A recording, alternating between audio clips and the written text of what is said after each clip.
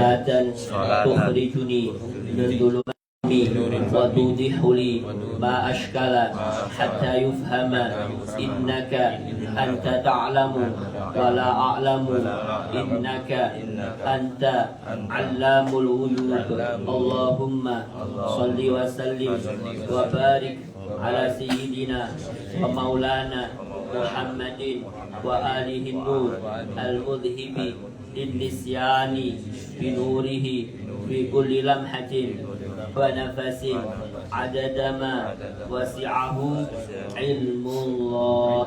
الفاتحة بالقبول وتمام كل سلوى مأمول وصلاح الشان ظاهرا وباطنا في الدين والدنيا والآخرة.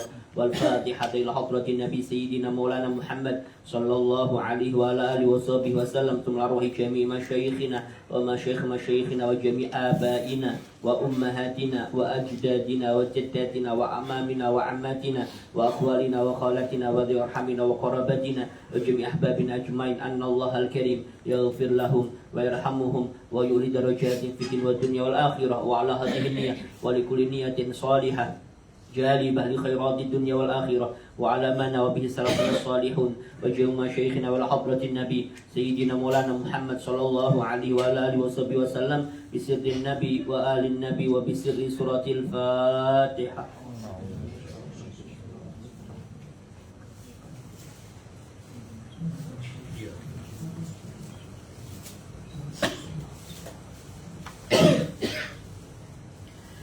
Bismillahirrahmanirrahim. Alhamdulillahirabbil alamin wassalatu wassalamu ala asyrafil anbiya'i wal mursalin sayyidina wa maulana Muhammadin wa ala alihi wa sahbihi ajma'in.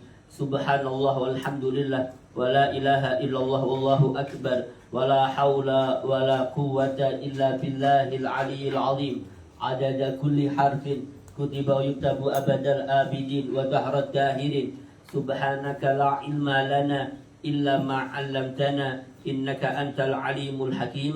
رب اشرح لي صدري ويسر لي أمري واحلل عقدة من لساني يفقه قولي بجاه النبي والصحب والآل. أما بعد فقال المصنف حفظه الله ورعاه ونفعنا به وبعلومه في الدارين آمين إلى أن قال kaifiyatu sholatiha, tata cara sholat gerhana. Itu nih disebutkan di sini Bapak sekalian yang sama-sama dimuliakan dan dirahmati oleh Allah. Kita sambung sebentar nih perihal tata cara pelaksanaan sembahyang gerhana, baik itu gerhana matahari maupun gerhana bulan. Kata beliau di dalam sholat gerhana ini Bapak sekalian laha talatu kaifiyat, terdapat 3 tata cara praktek di dalam mengerjakan sembahyang gerhana. Al-ula, yang pertama caranya antusalla raq'ataini kasunnati subhi min ghairi tatwilin. Caranya prakteknya dikerjakan sholat gerhana itu 2 rakaat seperti 2 rakaat sembahyang qobliyah subuh min ghairi tatwilin, tanpa melamakan pelaksanaannya. Intinya sholatnya seperti sholat biasa, 2 rakaat gitu aja. Ini tidak pakai lah lama. Boleh kalau memang kita ingin cepet-cepet, kita ingin mengerjakan sholat mungkin maaf sendirian karena mungkin kita lagi ditambang, mungkin lagi di alat, boleh kita mengerjakannya. Dan bahkan tetap itu sesuatu yang dianjurkan. Cara pelaksanaannya yang simpel aja, tidak masalah, yaitu 2 rakaat. Begitu aja gitu, tanpa memanjangkan pelaksanaannya seperti layaknya sholat qobliyah. Seperti layaknya sholat qobliyah, itu aja yang simpel. Ini kalau memang ya kita tidak memungkinkan untuk memaksimalkan sunnahnya. Ini cara yang pertama. Yang kedua kata beliau prakteknya, karena gini Bapak sekalian, kalau sembahyang gerhana ini sejatinya prakteknya itu berbeda dengan sholat yang lain, karena nanti ada beberapa tambahan. Sehingga nanti Bapak sekalian kalau kita mengerjakan cara nomor 2 dan nomor 3 nantinya di dalam sholat gerhana ini, ya tidak boleh kita mungkin maaf menjadi makmumnya orang ini, ya tidak bisa, karena sholatnya berbeda gitu ya. Atau ya kita menjadi imam, orang yang di belakang sholatnya biasa-biasa aja, sholat yang yang seperti biasa, ya dia tidak boleh ngikut dengan sholatnya kita, karena nanti berbeda. Kenapa kok berbeda? Iya berbeda karena nanti sekalian rukuknya itu 2 kali, berdirinya kali gitu ya. Tentunya berbeda kalau kita, maaf nih, saya sholat subuh atau saya sholat sholat yang lain seperti sholat 5 waktu, saya ingin berjamaah gitu. Akhirnya karena tidak ada orang yang diajak berjamaah, ternyata yang di depan kita ini sholatnya sholat gerhana seumpama, kemudian kita ngikutkan sholat kita tadi dengan sholatnya dia, apakah sah? Ya tidak sah, karena berbeda. Selama mungkin runutannya sama, selama geraknya sama, ya tidak apa-apa. Walaupun kemarin maaf kalau kita membahas tentang berjamaah, walaupun sholatnya berbeda, seumpama maaf saya kodoan, imamnya adaan, boleh asalkan sama, rukunya sama, iktidalnya sama, boleh. Atau mungkin bahkan ya yang kita jadikan imam itu sholat sunnah seumpama, maka bagaimana? Sah, tetap tidak masalah. Jamaahnya itu sah, jamaahnya sah, karena jamaah itu tidak harus sama, sama-sama maghribnya, sama-sama adaannya, tidak harus. Karena prakteknya itu ya bisa di luar itu, selama ya tata caranya itu sama. Beda halnya kalau sudah berbeda. Saya sholat duhur, imamnya sholat jenazah, jelas beda ya, karena kalau sholat jenazah itu tidak ada rukuknya, tidak ada sujud jelas tidak sahnya. Atau ini contoh yang kedua, atau sholat gerhana. Apabila sholat gerhananya itu ada 2 kali berdiri, 2 kali ruku, maka jelas ya tidak bisa kita menyukai sholatnya dengan sholatnya orang yang mengerjakan sholat gerhana dengan cara ini. Apa itu cara yang kedua, sekalian? Cara yang kedua kata beliau, antusalla raq'ataini min ghairi tatwilin bi ziyadati ruku'in wa qiyamin fi kulli raq'atin. Kata beliau, dikerjakan sholat gerhana ini sama seperti sebelumnya, 2 rakaat, tapi tidak memanjangkan, tidak melamakan. Namun bi ziyadati ruku'in, dengan menambahkan 1 ruku' dan menambahkan wa qiyamin 1 berdiri. Berarti penambahan ini di setiap rakaat berarti penambahan ini selain daripada ketentuan sholat yang sebenarnya, yang semestinya. Berarti rukuknya 2 kali, berdirinya 2 kali. Kesimpulannya kata beliau, fayakunu fi kulli raq'atin, maka ada dia ini di dalam praktek yang kedua ini, fi kulli raq'atin, di setiap rakaat. Kan tadi 2 rakaat setiap rakaat berarti ada qiyamani, 2 berdiri, berarti 2 kali bacaan, berarti Fatihahnya 2 kali, waruku'ani, dan 2 kali ruku, berarti rukunya 2 kali. Berarti sekalian, watajibu qira'atul Fatihati bi kulli qiyamin, maka wajib setiap berdiri, kan tadi 2 kali berdiri, berarti setiap kali berdiri wajib baca Fatihah, walaupun ya prakteknya 2 rakaat. Jadi berdiri, bahwa sekalian ini berdiri ini kita baca takbiratul ihram, Allahu Akbar.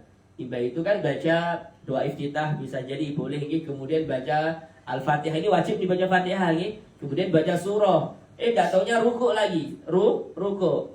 Ini semestinya Kemudian setelah ruku dia berdiri lagi. Setelah dia berdiri untuk kedua kalinya, ini bukan i'tidal, ini berdiri tadi. Ini berdiri seperti layaknya berdiri sebelumnya. Ini belum i'tidal ini belum i'tidal. Berdiri lagi, baca Fatihah, baca surah, kemudian ruku. Setelah rukuk baru i'tidal. Berarti kesimpulannya sekalian, 2 kali berdiri, 2 kali rukuk. Setelah i'tidal baru sujud, baru duduk di antara 2 sujud, baru sujud lagi, baru berdiri lagi.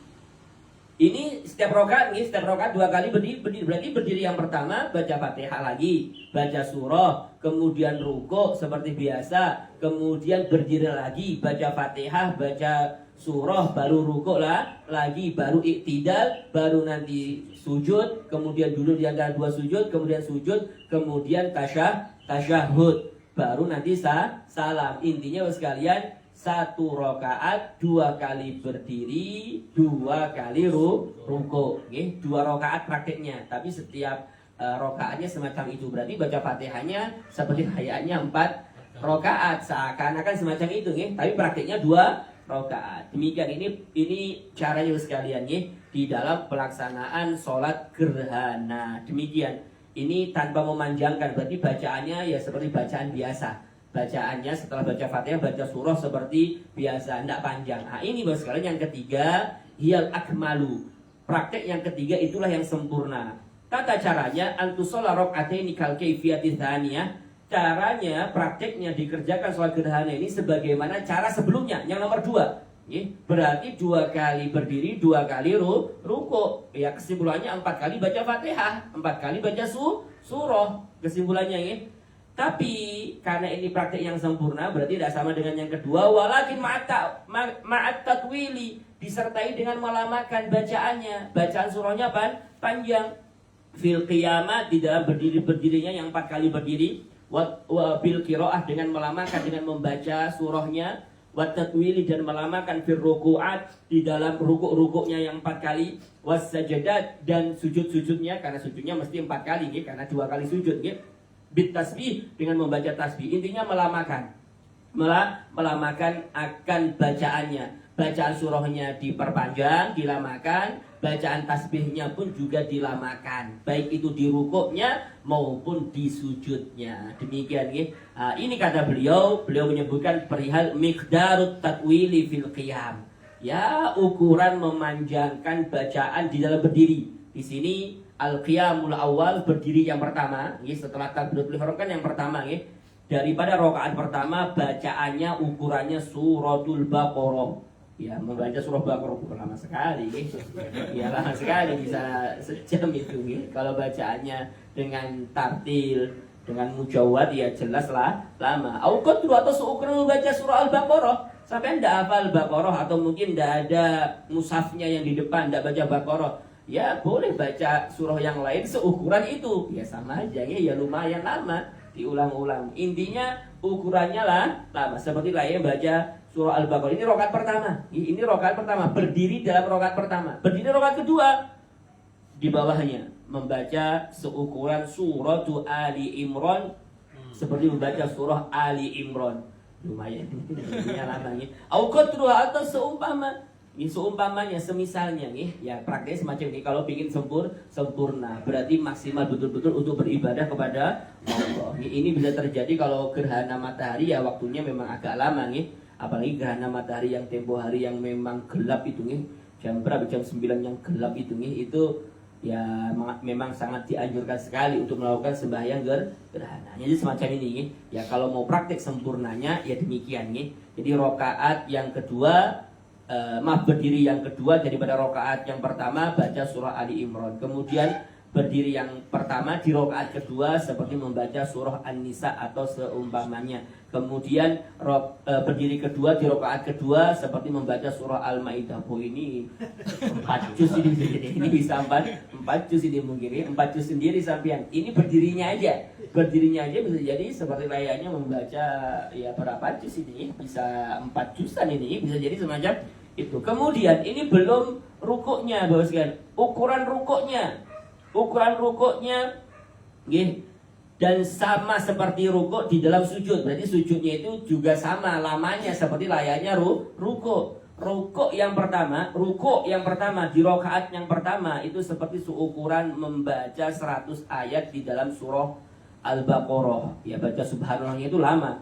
Subhanallahnya itu bacaannya banyak. Ya seukuran baca 100 ayat di dalam surah Al-Baqarah. Ini sama deh, dengan sujudnya sama, karena tadi ketentuannya lamanya sujud sama lamanya rukuk itu sama. Ya, di sujud yang pertama, di rukuk yang pertama seperti layaknya membaca 100 ayat dalam surah Al-Baqarah. Kemudian rukuk yang kedua atau sujud yang kedua di rakaat pertama, itu seperti membaca biqadri tamanina ayatan minha, seukuran membaca 80 ayat di dalam surah Al-Baqarah. Kemudian rukuk yang pertama di rakaat kedua atau sujud yang pertama di rakaat kedua itu seperti membaca sab'ina ayatan, seukuran membaca 70 ayat di dalam surah Al-Baqarah. Jadi intinya sekalian, kesimpulannya itu rakaat pertama dengan rakaat kedua itu jelas kesunahannya rakaat pertama lebih lama daripada rakaat kedua. Rakaat ketiga lebih ringan daripada rakaat kedua. Rakaat keempat ini jelas lebih ringan daripada rakaat sebelumnya. Lebih lama, lebih ringan, lebih cepat daripada sebelumnya. Jadi prakteknya semacam itu. Ini kesimpulan kesunahannya. Jadi kalau kita mungkin jadi imam rawatib atau kita menjadi seorang imam atau kita sholat sendirian, ya pastikan bacaan surah kita di rakaat pertama itu lebih banyak daripada bacaan di dalam rokaat berikutnya. Jangan sampai terpaling nih, rokaat pertama cepat, rokaat kedua lama, berarti agak sedikit keliru nih, karena kesunahannya itu yang pertama lebih lama. Demikian nih, lebih lama. Kecuali kalau memang terdapat suatu riwayat memang Nabi membaca itu seperti Sabbihis nih. Kan Nabi itu membaca surah Sabbihis baru membaca surah Al-Ghasyiyah. Kalau dihitung-hitung Al-Ghasyiyah itu lebih banyak. Kenapa kok demikian? Ya karena alasannya Nabi mempraktikannya. Dan sebetulnya ini sesuai dengan urutannya, karena urutannya itu Al-A'la dulu baru Al-Ghasyiyah. Jadi tidak mengapa nih, karena memang Nabi mempraktikkan itu. Kecuali kalau kita mungkin baca surah-surah sendiri, ya pastikan yang pertama itu lebih lama daripada yang kedua dan seterusnya. Demikian nih, karena semacam itu Bapak sekalian. Kemudian rukuk yang kedua di dalam rakaat yang kedua, begitu ya sujud yang kedua di dalam sujud rakaat kedua, di dalam rakaat kedua, yaitu membaca seukuran 50 ayat daripada surah Al-Baqarah. Jadi 100. Kemudian yang kedua itu 80, yang ketiga itu 70 ayat, yang terakhir yaitu 50 ayat. Ini baca subhanallahnya, baca tasbihnya, karena di waktu rukuk sunnah baca tasbih juga, di waktu sujud juga sunnah membaca tasbih. Demikian nih. Kemudian sekalian saya lanjut di sini. Kama qala sahibu Sofati Zubat, ri rak'atani wa kilahataini hawat ruku'aini wa qaumataini yusannu tadwilu iqtiral qaumati wa subhatir rak'ati was sajdati. Ini tadi sekalian kesimpulan di dalam apa yang kita bahas sebelumnya. Kemudian sekalian di sini sebutkan perihal masailu fil kusufain, beberapa masalah di dalam dua sholat gerhana. Disebutkan di sini yang pertama permasalahannya, kata beliau yusanul huslu laha la at-tazayyunu. Di dalam praktek sembahyang gerhana ini disunahkan mandi, bukan disunahkan untuk berhias diri. Mempercantik diri pakai pakaian yang bagus, kemudian pakai ya hal-hal yang indah-indah, disunahkan mandi aja. Disunahkan mandi, bukan tazayyun. Beda kalau kita mengerjakan sembahyang Aid. Kalau sembahyang itu kita disunahkan untuk berhias, tazayyun. Kalau bisa pakai pakaian yang baru, kan demikian yang bagus. Kan gitu Ini kalau sholatnya itu sholat hari raya. Tapi kalau sholat ini tidak dianjurkan sampai beli baju dulu kemudian sholat gerhana. Dan intinya yang ada-ada aja pakaiannya. Tapi di sini disunahkannya tetap sama seperti hari raya juga, yaitu mandi. Jadi disunahkan mandi, tidak disunahkan untuk berhias. Kemudian yang kedua kesunahannya yusannu al-jahru fi khusufil qamar wal israru fi khusufis syams. Sama seperti praktiknya layaknya sembahyang di siang hari sama sembahyang di malam hari. Kalau di malam hari itu kesunahannya untuk menyaringkan bacaan kita. Kalau di siang hari untuk memelankan bacaan kita, berarti ya kesimpulannya kalau gerhana matahari atau gerhana bulan terlebih dahulu, kalau gerhana bulan disunahkan al-jahru, nyaring bacaannya, berarti di malam hari ya baca Fatihahnya nyaring, baca surahnya nyaring, seperti layaknya sholat yang kita kerjakan di malam hari seperti maghrib, isya dan seterusnya. Demikian nih. Kemudian wal israru, disunahkan israr itu memelankan bacaan fi kusufis syams, di dalam praktek sholat gerhana matahari. Berarti kalau kita gerhana matahari, kalau kita mungkin berjamaah ini ya tetap memelankan bacaannya seperti layaknya sholat duhur. Bukan prakteknya seperti sholat hari raya yang nyaring itu enggak kan hari raya nyaring itu berbeda, karena ini riwayatnya memang demikian. Kalau gerhana kalau hari raya memang Nabi menyaringkan bacaannya, berbeda dengan sembahyang gerhana matahari pelan bacaannya seperti layaknya sholat duhur. Demikian Kemudian boskan selanjutnya di sini yang ketiga permasalahannya, kata beliau yusannu an yakhtubal imamu khutbataini ba'da sholati yahuttu fihi ma'alal khairi min taubatin wa sadaqatin wa ghairi dhalika wa hiya ka khutbatil jum'ati fil arkan la fis syurut. Kata beliau sekalian, yang ketiga yang dipaparkan oleh beliau permasalahan di dalam hal ini, disunahkan bagi seorang imam untuk berkhutbah 2 kali khutbah. Berarti sama seperti layaknya khutbah hari raya, 2 kali khutbah.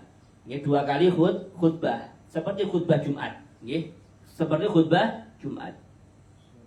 Namun ada pendapat kalau kita pakai bahasa Arabnya di dalam catatan kaki itu waqila khutbatun. Ada yang mengatakan bukan 2 kali khutbah, tapi cuma Ya, khutbatan, satu kali khutbah, khutbah, enggak dua kali khutbah. Ini menurut Imam Al-Buaiti, yaitu versi Imam Al-Buaiti. Buaiti itu salah satu murid kesayangan Imam Syafi'i. Jadi Imam Syafi'i itu punya dua murid yang menjadi perawi, periwayat daripada madhab beliau. Yang pertama Al-Muzani, yang kedua Al-Buaiti. Walaupun murid beliau itu banyak murid beliau itu banyak. Yang menulis kitab kitabnya beliau Rabi bin Sulaiman Al-Mu, itu banyak murid beliau. Cuma yang yang getol di dalam mengembangkan madhab beliau itu dua murid. Yang pertama Al-Muzani, yang kedua Al-Buaiti. Diceritakan Al-Buaiti ini bapak sekalian, dahulu diceritakan beliau itu seorang yang ya tidak terlalu pintar, tidak terlalu cerdas dibanding murid-murid yang lain. Kalau yang lain itu pinter-pinter, cerdas beliau itu tidak. Tapi walaupun tidak cerdas, beliau itu pintar mengambil kesempatan, sehingga tak kala belajar ini selesai, beliau itu minta privat dengan Imam Syafi'i, minta tambahan.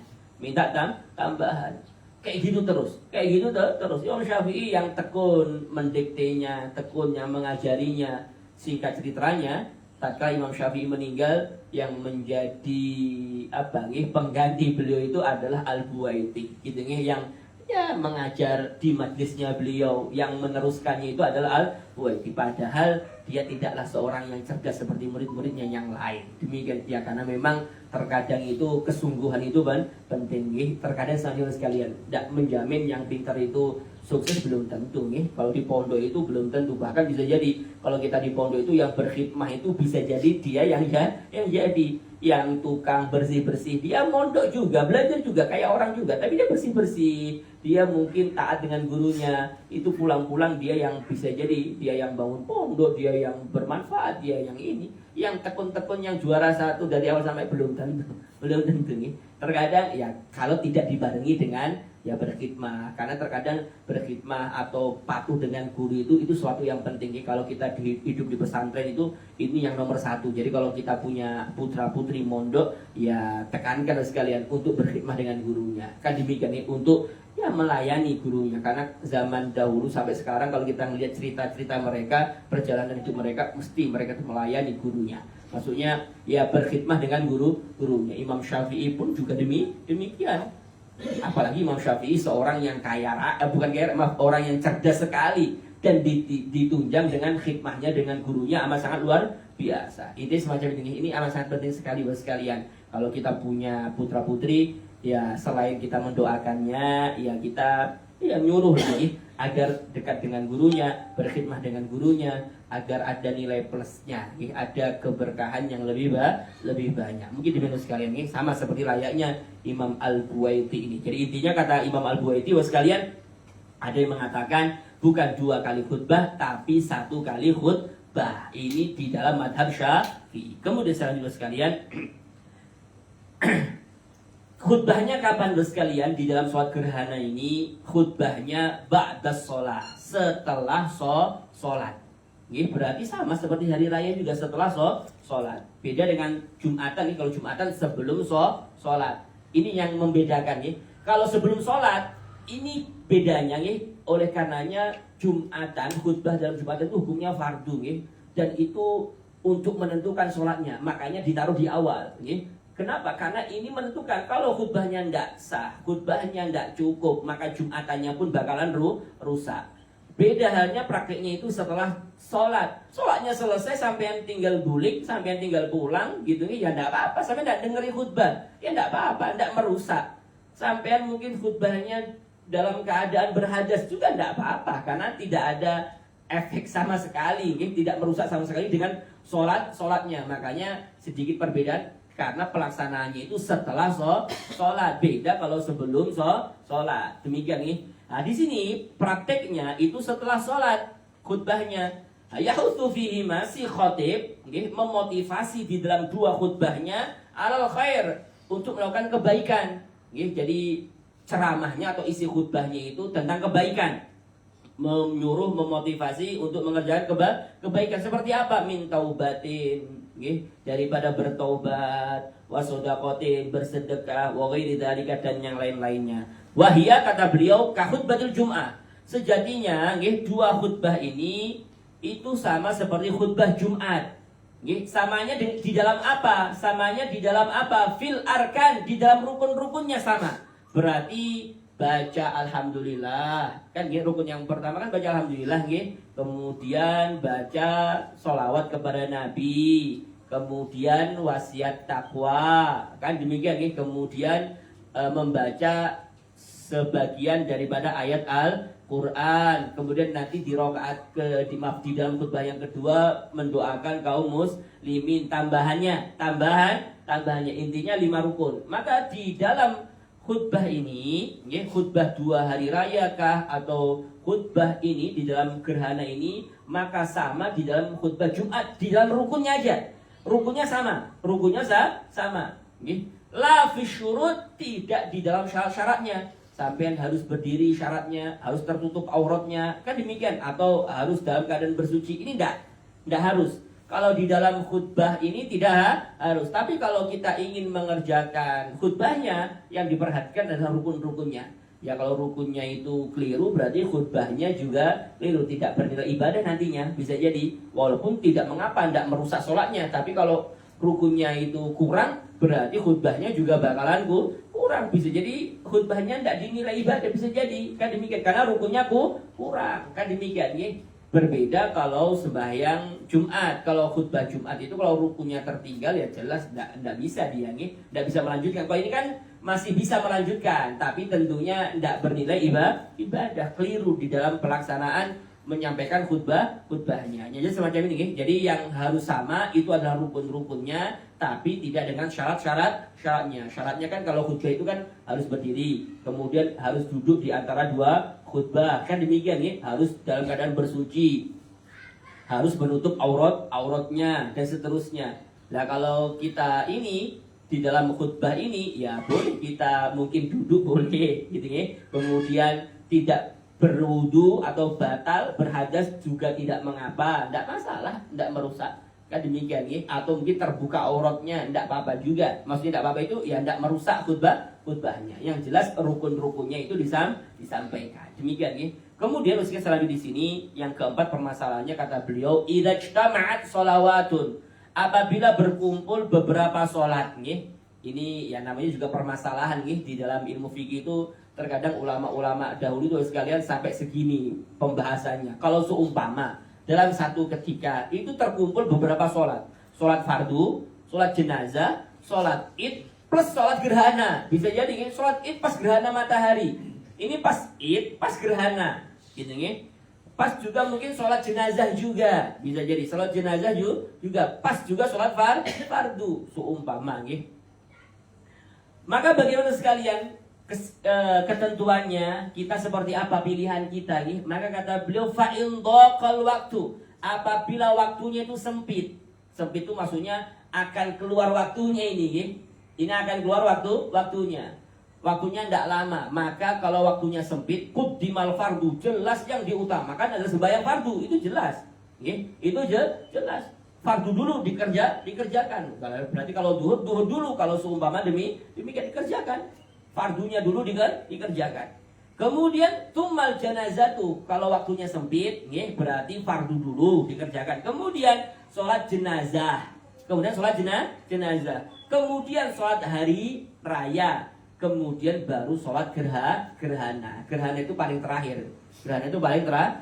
Ini pilihannya kalau memang waktunya sempit. Karena mau tidak mau yang fardu yang diutamakan, baru sholat jenazah. Karena hukumnya fardu kifayah, baru sholat id, sholat hari raya. Karena sholat hari raya itu baru sekalian sepaling afdolnya sholat sunnah. Sholat sunnah itu yang paling afdol adalah sholat sunnah yang dikerjakan berjamaah daripada sholat sendirian. Ini kesimpulan secara keseluruhan, Jadi sholat sunnah itu yang paling afdol itu adalah sholat sunnah yang dikerjakan berjamaah. Berarti sholat hari raya. Dan di antara sholat sunnah yang dikerjakan berjamaah, yang paling afdol itu adalah sholat hari raya. Karena ada yang mengatakan hukumnya bukan sunnah tapi hukumnya wajib. Ada mengatakan semacam itu. Jadi yang jelas ya karena dinilai dari sisi ini sholat Id itu lebih utama daripada sholat gerhana. Jadi pilihan yang ketiga, jadi sholat fardu dulu, baru sholat jenazah, baru sholat hari raya, baru setelahnya sholat gerhana. Demikian, ini kalau waktunya sempit, tidak ada pilihan.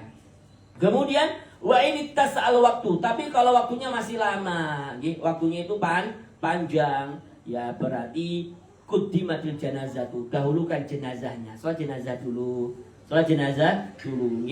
biar ya karena mungkin waktunya masih lama ini mungkin baru-baru gerhana juga, ya sholat jenazah dulu, selesaikan dulu ini masalah jenazah, sholat jenazah terlebih dahulu, kemudian baru sholat gerhana, baru sholat fardu aini, yaitu sholat 5 waktu, baru nanti sholat yang lainnya. Yang jelas semacam itu, jadi intinya sekalian sholat jenazah dulu, kemudian sholat gerhana, baru nanti sholat fardu. Kemudian kata beliau, wal amalu ala takdimil fardi alal janazati ini tas'al waktu. Tapi prakteknya kata beliau memang didahulukan fardu jenazah dulu, baru nanti sholat fardu ain. Ini sebetulnya hukum asalnya semacam ini. Kalau memang waktunya panjang, waktunya itulah lama. Tapi prakteknya yang ada itu tetap mendahulukan fardu ainin atas fardu jenazah. Jadi kalau mungkin kita mau sholat duhur, kebetulan ada jenazah juga yang akan disolatkan, ya berarti prakteknya ya sholat fardu dulu, baru sholat fardu jenazah. Ini prakteknya, walaupun sebetulnya hukumnya sebetulnya dahulukan jenazah dulu, baru sholat fardu. Kan sebetulnya semacam itu hukumnya. Cuma prakteknya karena terkadang hukumnya kayak gini, prakteknya semacam ini. Nah, prakteknya itu mendahulukan sholat fardu ainin terlebih dahulu, baru sholat jenazah. Demikian sebetulnya semacam itu prakteknya. Demikian. Kemudian kama qala sahibu Shafati Zubat wal jahru fi qiraatil khusufi bi qamarin wasirru fil kusufi wa khutbatani ba'daha kal jumu'ah quddim ala fardin bi waqtin wasi'ah.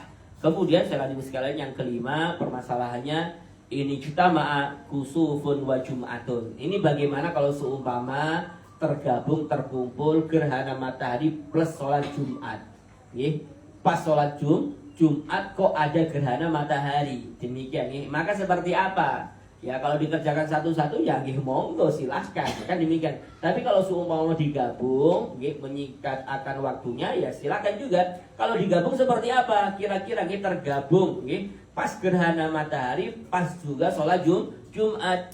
Maka kata beliau, prakteknya bagusnya fayusallil al-kusufa awalan. Kalau bisa, prakteknya adalah sholat gerhana terlebih dahulu. Karena sholat Jumat itu udah harus di awal waktu, Sholat Jumat itu sampean pokoknya asalkan di waktu duhur boleh dikerjakan, karena sholat Jumat itu pelaksanaannya di waktu duhur sampai sholat jam 2 silahkan. Asalkan mungkin kan terkadang ada, maaf Bapak sekalian, dalam satu daerah karena mungkin ini petani semuanya, jadi sholatnya itu agak sedikit molor Jumatannya, tidak di awal waktu, soalnya nanti aja jam 2 karena memang baru datang dari sawahnya, belum nanti siap-siap, belum ini, jadi sholatnya mereka sepakat Jumatannya itu di jam 2, jam setengah 3 mungkin. Boleh aja, tidak masalah, karena memang prakteknya di waktu duhur, kan demikian. Seumpama kan demikian, akhirnya di tempat itu atau di tempat kita kebetulan gerhana juga. Maka bagaimana sekalian? Maka apabila memang terjadi gerhana di waktu Jumat, maka prakteknya sholat gerhana dulu. Kemudian setelah itu baru khutbah. Gerhana dulu, selesai sholat gerhananya, salam, baru khutbah. Khutbahnya di sini diniati khutbah Jumat. Jadi khutbahnya itu sekali ya. Kalau kita sendiri-sendiri kan khutbahnya 2 kali bisa jadinya, bukan 2 kali. Maksudnya khutbah untuk khutbah untuk Jumatan dan khutbah untuk gerhana. Kan muyak mungkin dengar itu terus, mungkin maaf, lebih baik digabung. Ya prakteknya seperti apa? Sholat dulu gerhana, baru setelah sholat gerhana, ayo khotib naik untuk menyampaikan khutbah. Ini untuk Jumatan, tapi kan tentunya sama juga, momentumnya sama. Berarti sekalian aja pembahasannya juga perihal masalah gerakan demikian. Intinya sekali dapat 2. Setelah khutbah baru melaksanakan sholat Demikian ini praktik ilmu sekalian. Kalau memang tergabung gerhana plus sholat Jumat. Demikian ini permasalahannya. Kemudian yang keenam permasalahannya kata beliau, tusannu as-sholatu munfaridan, disunahkan sholat munfaridan sendirian.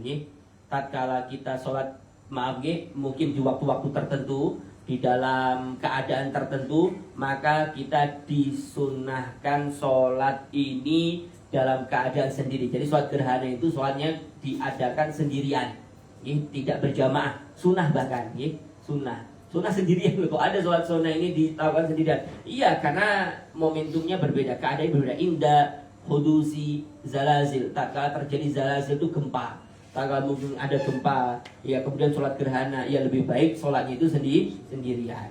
Kemudian wasawa'ik warihin syadidah, soaik itu yang mungkin gemuruh, hujan gemuruh, maka ya sholatnya sendirian itu disunahkan. Atau mungkin rihin syadidah, mungkin tatkala anginnya itu begitu deras, begitu besar anginnya, kemana-mana, angin topan atau apa, karena bahasnya rihin syadidah. Rihin itu angin, syadidah itu yang sangat, mungkin bisa kayak angin topan dan seterusnya lagi. Maka di waktu itu disunahkan sholatnya sendirian. Demikian juga sekalian, itu tadi perihal beberapa permasalahan di dalam sembahyang gerhana, baik itu gerhana matahari maupun gerhana bulan. Bagusnya sebetulnya sunahnya berjamaah, tapi di waktu-waktu tertentu seperti gempa, seperti ya kena angin topan dan yang lainnya, maka sunahnya sholat sendirian. Demikian nih. Nah, insya Allah mungkin kita akan lanjut nanti sekalian di dalam pertemuan yang akan datang perihal sholat istisqa, meminta hujan. Sholat istisqa, karena nanti ini agak sedikit panjang karena ketentuannya sholat istisqa itu tidak langsung sholat karena nanti ada beberapa amalan-amalan yang dianjurkan sebelum pelaksanaan sholat istisqa, meminta hujan. Mungkin sebelumnya sekarang ada yang ditanyakan, baik Syarifah. Yang keempat tadi itu pelaksanaan yang dimaksud di sini waktunya lama atau waktunya sedikit, itu maksudnya di sholat yang di mana? Betul. Ini hanya sekedar gambaran, Jadi kalau memang seumpama di waktu itu kayak sholatnya ini mungkin sholat gerhananya, gerhananya itu waktunya lama, karena mungkin baru gerhana, pas kebetulan baru gerhana, pas kebetulan ini waktu sholat duhur, atau pas kebetulan juga waktu sholat jenazah. Berarti kan ini waktunya lama, lama. Kalau baru gerhana aja, berarti ya dahulukan sholat fardu aja sudah, mungkin kayak gitu, dan seterusnya. Itu semacam itu, Bapak sekalian. Itu semacam, kalau waktu lamanya itu waktu sholat fardunya, ya tentunya ya nanti kelewatan sholat gerhananya, karena sholat fardunya kan tentunya waktunya lebih lama daripada sholat gerhana. Demikian, karena ini pembahasannya tentang sholat gerhana, jadi tentunya ini patokannya adalah sholat gerhana. Karena sholat gerhana kan selama maghrib dari awal berubah sampai nanti terang, itu waktu pelaksanaan sholat. Ini sholat gerhana ini kapan waktunya? Tidak itaghoyur, tatkala mulai berubah. Matahari kok mulai berubah nih, tertutup, maka di waktu itu pelaksanaannya sudah mulai. Sampai kapan? Sampai betul-betul terang. Jadi selama dia tertutup, kemudian selama dia itu tersingkap pelan-pelan, buka, di waktu itu masih masuk waktu sholat gerhana. Ya waktunya tentunya tidak lama tergantung semacam itu. Ya, tapi masih lama sholat fardu. Jadi kalau kita patokannya sholat fardu, ya ini ketinggalan nantinya, ini ketinggalan. Demikian.